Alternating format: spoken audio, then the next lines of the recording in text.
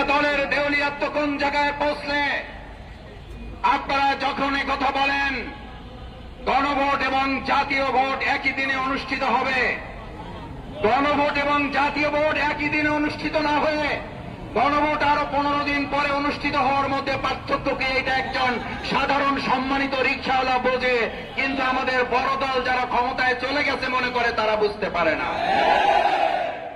আপনারা যে বুঝতে পারেন না তা নয়, আপনারা বুঝে না বুঝার ভান করেন, এই কথাটা জাতি বুঝতে পেরেছে।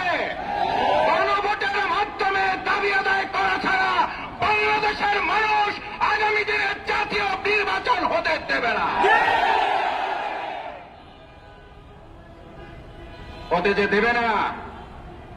4টা বিশ্ববিদ্যালয় নির্বাচনের পর মাথা এমন গরম হয়েছে, এখন মসজিদে ইসলামপন্থী এবং দেশপ্রেমিকদের উপরে হামলা শুরু করেছে।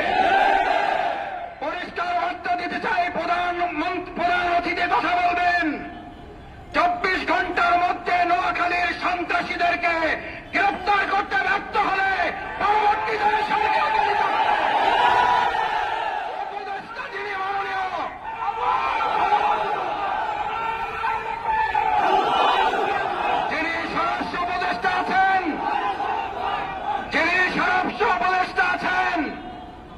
যদি আপনারা মনে করেন দলকানা প্রশাসন হবেন, দলকানা প্রশাসন মানবে না জনগণ। দলকানা প্রশাসনের চরিত্র কি এবং তাদের পরিণতি কি? 2024 সালের জুলাই আগস্টে শুধুমাত্র শেখ হাসিনার বিরুদ্ধে লড়াই হয় নাই, লড়াই হয়েছিল দলকানা প্রশাসনের বিরুদ্ধেও। শেখ হাসিনাকে দেশ ত্যাগ করার আগেও দলকানা প্রশাসনকে পিলারের খাম্বার সাথে ঝুলিয়ে রেখেছিল জনগণ। আমি সেই পরিণতির থেকে প্রশাসনকে খেয়াল করার অনুরোধ করতে চাই। নতুন করে বাংলাদেশে আর কোন দলবাজ প্রশাসন তৈরি হোক, যারা নোয়াখালী প্রকাশ্য মসজিদে কোরআন চর্চার উপর হামলা করার পর এখনো কাউকে গ্রেফতার করতে পারেন না, তারা জাতীয় নির্বাচন সুষ্ঠুভাবে করতে পারেন, দেশের মানুষ তা বিশ্বাস করে না। আপনাদের গোয়েন্দা তৎপরতা কোন জায়গায় পৌঁছেছে? একের পর এক জাতীয় গুরুত্বপূর্ণ স্থাপনায় অগ্নিসংযোগ হচ্ছে, দুর্ঘটনা ঘটছে।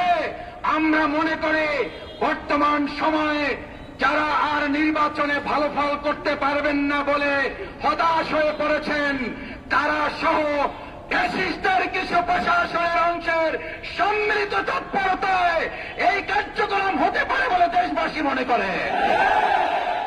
স্পষ্ট কথা বলতে চাই, এগুলো বন্ধ করুন, না হলে আমার জুলাইয়ের মতো আমরা রাজপথে নেমে জনগণকে সাথে নিয়ে প্রতিরোধ করে দেওয়া হবে, প্রতিরোধের আগুন জ্বালানো হবে, জনগণের অধিকার আদায়ের জন্য আবার জীবন বাজিয়ে রাখা হবে।